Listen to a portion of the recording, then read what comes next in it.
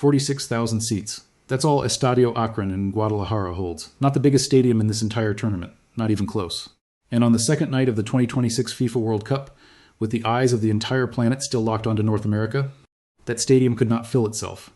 Thousands of seats sat empty, rows of them, in the most expensive sections of the house.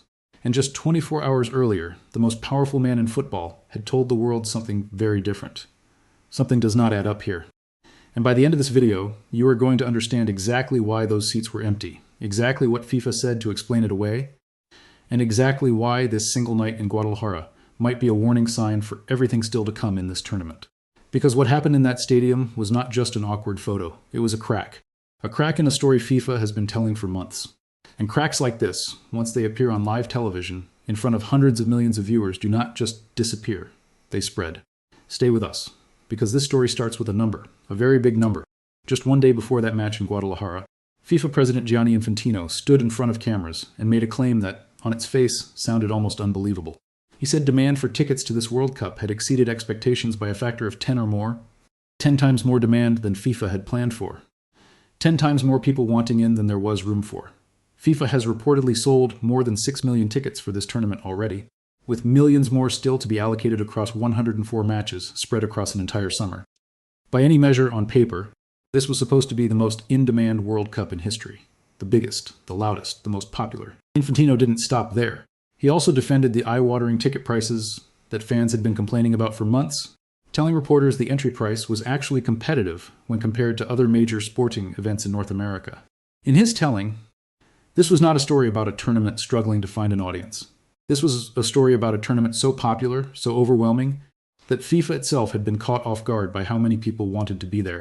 The narrative was simple, and it was confident. Demand had exploded. The world wanted in. And FIFA, gracious hosts that they were, had simply responded to the market, unprecedented. That was the word. Unprecedented demand. Now hold that word in your mind for a moment. Unprecedented demand. Because what happened next is the central contradiction of this entire story. And it is the reason we are talking about this today. It's the reason this clip has been circulating. It's the reason fans are angry. And it's the reason FIFA suddenly found itself on the defensive less than 48 hours into the most important tournament of its existence. 24 hours after those comments, cameras inside Estadio Akron in Guadalajara captured something that did not look like unprecedented demand at all. The match was South Korea against the Czech Republic, the second game of the entire tournament, played on a Thursday evening. FIFA reported an official attendance of just under 45,000 people, a respectable number on paper, close to capacity if you only look at the spreadsheet. But television broadcasts told a very different story. Sweeping camera shots, the kind that pan across an entire stadium bowl to set the scene for viewers at home, showed entire sections of empty blue and gray seats. And it wasn't scattered, here in their emptiness either. It was concentrated, particularly in the premium areas closest to the pitch, the very seats that carry the highest price tags and are usually the first to go. Rows upon rows of unoccupied chairs, visible to anyone watching at home, anywhere in the world. Think about that for a moment. The most expensive seats in the building, empty. On the second day of the tournament, FIFA had just called unprecedented. This is where the story starts to widen. Because Guadalajara is not some obscure outpost with no football culture, thrown into the tournament as an afterthought to satisfy a host nation quota. This is one of the most football-obsessed cities in Mexico. A city where the sport is wired into daily life, where stadiums for domestic league matches regularly sell out without a second thought, where football is treated less like entertainment and more like religion passed down through generations. If any city in this entire tournament should have had no trouble filling a stadium of just 46,000 seats, smaller than almost every other venue on the schedule, it should have been this one. And yet, empty seats. In the cheapest stadium to fill, in one of the most football-mad cities on the continent, for a match featuring two teams with passionate, traveling fan bases of their own. Before we go any further, if this is the kind of story you've been waiting for, the kind that pulls back the curtain on what's really happening behind the biggest event in sports, hit subscribe and turn on notifications. Because what we're about to dig into goes far beyond one night in Guadalajara, and you will not want to miss where this leads. So what actually happened here? Why would a city like Guadalajara, hosting a match in a relatively small stadium, fail to fill the seats during a tournament FIFA was calling the most popular in history? The answer fans and supporter groups point to is the same answer they've been raising alarms about for months, the same warning that had been largely brushed aside until the cameras made it impossible to ignore. Dynamic ticket pricing. For those unfamiliar, dynamic pricing means ticket prices are not fixed. They move sometimes dramatically based on demand. The more people want a ticket, the more expensive it becomes, in real time, sometimes hour to hour. It's the same model used by airlines when you watch a flight price climb the longer you wait to book it. It's the model used by rideshare apps during a rainstorm. And FIFA, for the first time at this scale, applied that exact logic to World Cup tickets.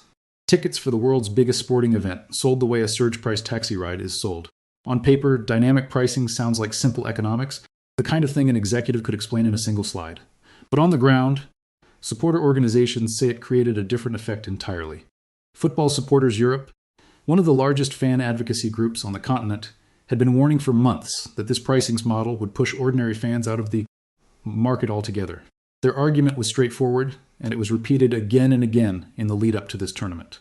As demand appeared to spike, prices for matches climbed higher and higher, in some cases reaching levels that put tickets completely out of reach for the everyday supporter. Not the corporate hospitality client, not the sponsor with a box seat, the everyday fan, the kind of person who has followed their national team for decades, who has saved for years, who has built their summer around this tournament, but who simply does not have the disposable income to compete in a pricing system designed to extract the absolute maximum from whoever is willing to pay the most. And here's the part that stings the most. Reports in the lead up to the tournament suggested that despite all the talk of record demand, thousands of tickets across various matches remained unsold right up until kickoff, not because nobody wanted them, but because, for a huge segment of the fan base, the price had simply climbed beyond what they could justify paying, even for the experience of a lifetime. Football Supporters Europe didn't just complain quietly about this either. The group formally filed a complaint with the European Commission months before the tournament even began, accusing FIFA of shutting ordinary fans out through what they called sky-high prices, prices they said far exceeded anything seen at previous World Cups. Part of their complaint focused on something specific. FIFA had advertised the existence of affordable $60 tickets, presented as proof that this tournament would still be accessible to everyday fans. But the supporter group argued those tickets effectively barely existed in any meaningful quantity, snapped up almost instantly, often before general public sales even opened, leaving the vast majority of fans facing a market shaped entirely by dynamic pricing with no real floor. Think about what that means in practice. FIFA gets to point to the $60 ticket in interviews and press releases as evidence of accessibility. Meanwhile, the actual experience for most fans trying to buy a ticket months later looks completely different. A headline number that technically exists and a lived reality that almost nobody actually encounters. That gap between the number FIFA can point to and the price the average fan actually pays is itself part of the story. So you end up with this strange, almost paradoxical situation playing out in real time. A tournament that FIFA insists is more in demand than any World Cup in history, with hundreds of millions of ticket requests to prove it, and stadiums, even in football-mad cities, with visibly empty premium sections on day two.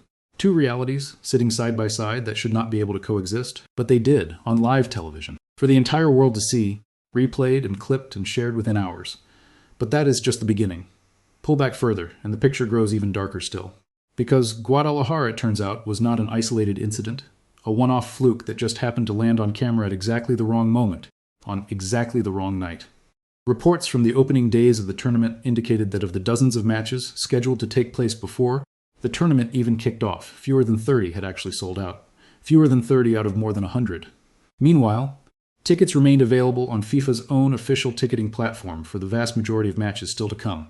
Dozens and dozens of games, still searchable, still purchasable with a few clicks days before kickoff, in a tournament that had been described as having demand 10 times greater than expected, a tournament that had received hundreds of millions of ticket requests.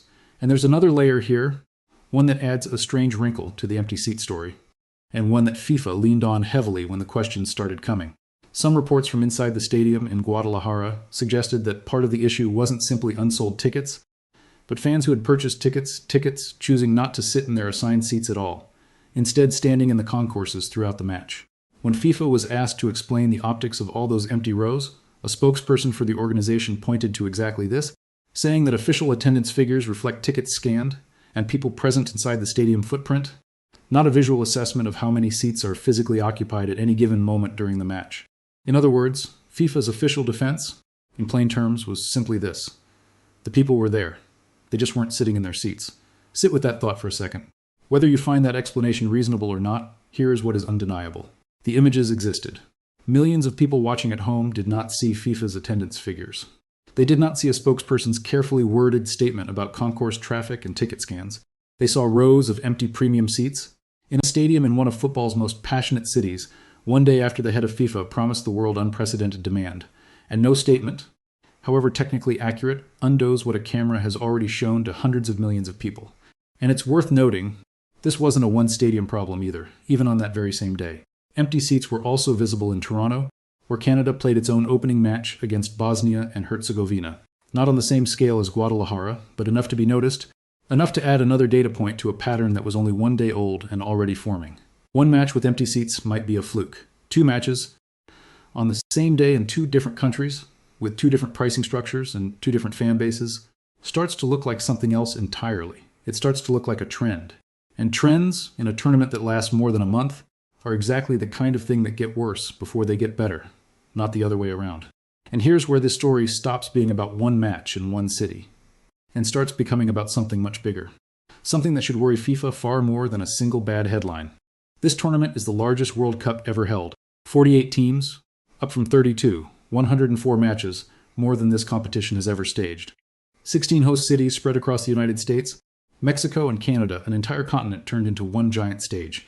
Some of those venues are enormous. MetLife Stadium in New Jersey, the site of the final on July 19th, holds more than 80,000 people. Stadiums in Dallas, in Los Angeles, in Atlanta, and Toronto are built on a scale that dwarfs the one in Guadalajara. The Azteca Stadium in Mexico City, where the opening match between Mexico and South Africa drew more than 80,000 fans the very same day, makes Estadio Akron look almost modest by comparison. So here's the question that should be keeping people at FIFA up at night. If a stadium with just 46,000 seats, in a city where football runs through the bloodstream, struggled to fill its most expensive sections on day 2 of the tournament, what happens when that same pricing model is applied to a venue twice the size? What happens in cities with less football tradition, less built-in local demand, fewer locals who would show up regardless of price just because the World Cup is in town? Guadalajara was supposed to be one of the easy ones, a near guarantee. If this is what the easy ones look like, the harder ones are coming, and they're coming fast, with cameras rolling at every single one. This is the warning sign hiding inside the headline. Not just that one stadium had empty seats on one night, but that the smallest, most football-obsessed venue in the entire tournament couldn't escape the problem. And if dynamic pricing created friction here, in a place built for football, in a city that loves the game more than almost anywhere on earth, what does it create in places that weren't built for it? In markets where football is still fighting for attention against other sports, where the price has to do all the work of convincing someone to show up. Now, step back even further, because underneath all of this, there's a much older story playing out. A story about what football has become and who it's actually for anymore. For generations, the World Cup was framed as the people's tournament, a celebration that belonged to fans, to communities, to the kind of supporter who saves for years to follow their national team across the world, who paints their face, who travels with a flag wrapped around their shoulders, who treats this tournament as the highlight of their entire decade. FIFA has always wrapped itself in that language. The idea that this event, more than any other in sports, exists for ordinary people. That it is, at its heart, a gift to the fans. But what played out in Guadalajara tells a different story.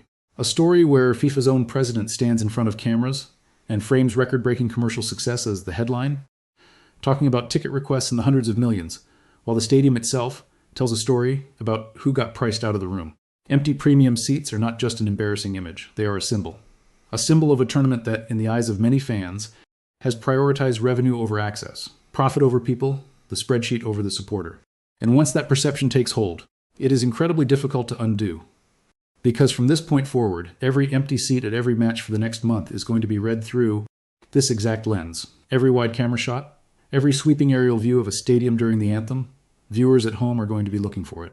Commentators are going to be asked about it, and FIFA knows it, which is why they responded so quickly and so defensively to a single match in a stadium that holds fewer people than dozens of college football venues across the United States.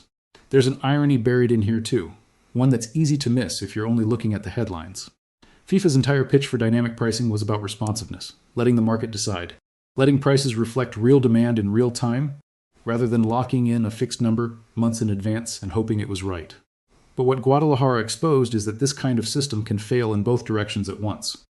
It can price out the fans who would have filled the cheap seats happily at a lower price, while simultaneously failing to convert all that supposed demand into bodies in the building on the night.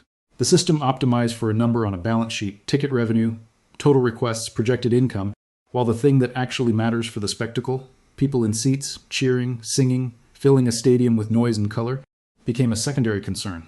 And on television, that secondary concern is the entire show. There's also a legal dimension brewing underneath all of this, one that adds even more weight to the contradiction.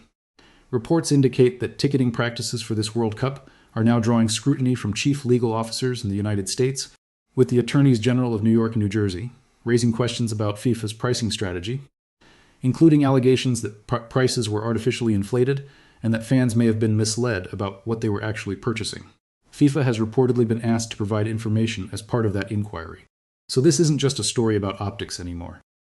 It's a story that has caught the attention of officials with the power to investigate, to subpoena, to demand answers in a way that a frustrated fan on social media simply cannot. When state attorneys general start sending subpoenas during the opening week of your flagship event, before a single knockout match has even been played, that's not background noise anymore. That's a second front opening up, running in parallel with the optics problem, and the two are about to start feeding each other.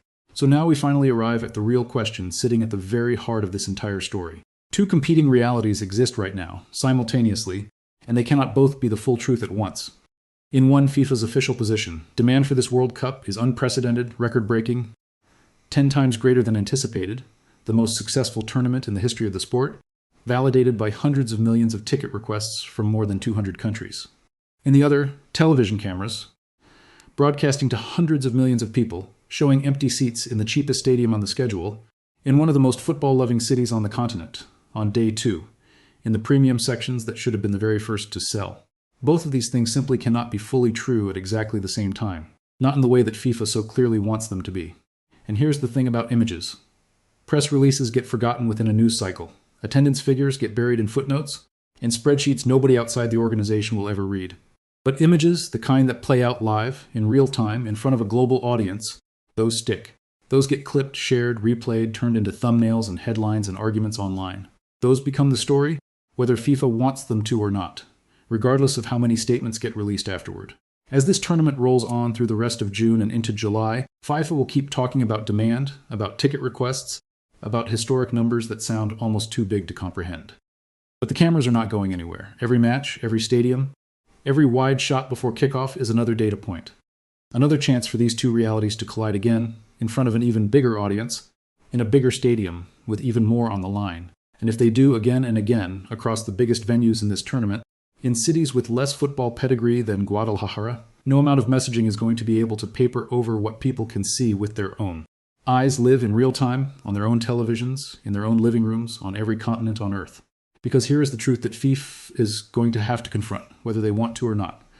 A spreadsheet can claim whatever it wants.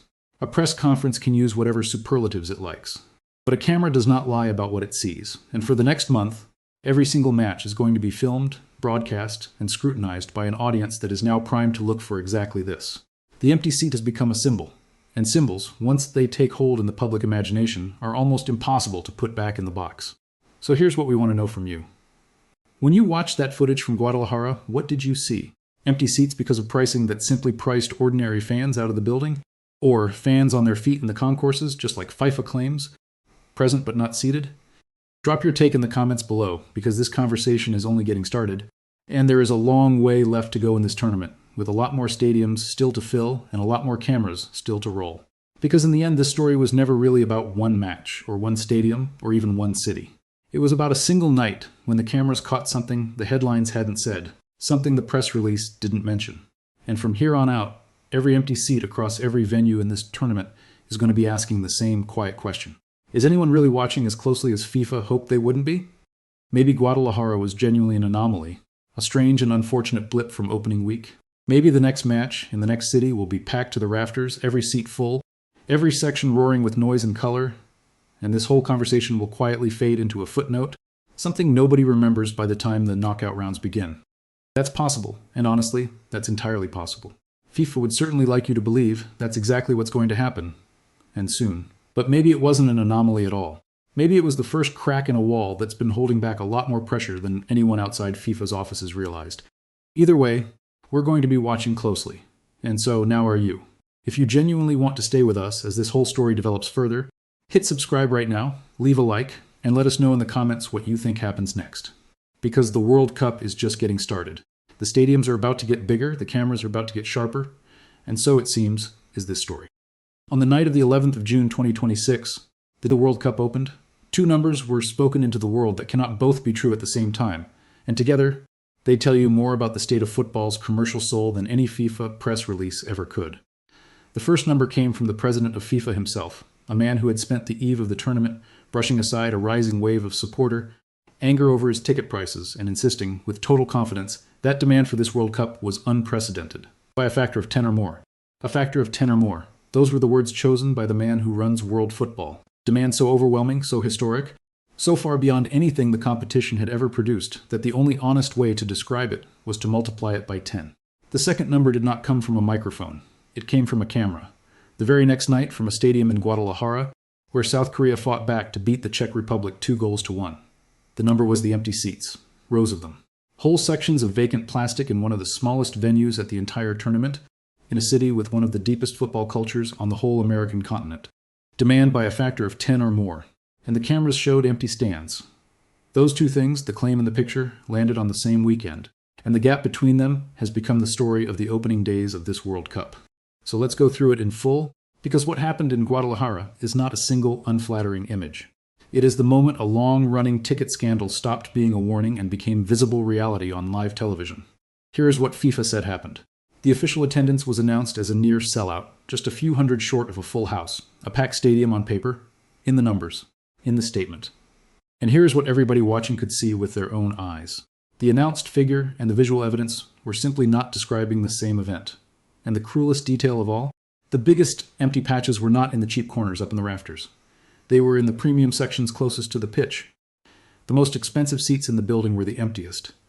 That detail alone tells you everything about what went wrong here. Because this was never a problem of people not wanting to come. This was a problem of price. For the first time at a World Cup, FIFA introduced dynamic pricing, the same model the airlines use, the same model the concert touts use, where the cost of a ticket floats with demand, rather than sitting at a fixed, published, honest number. Tickets that were first advertised at a fan-friendly low climbed sharply by the time general sale arrived, and once demand proved fierce, prices across nearly every match rose by an average of around a third. And on the resale market, the only legal fan-to-fan channel for this tournament, run by FIFA itself with no price cap across the host nations, the number stopped resembling football altogether.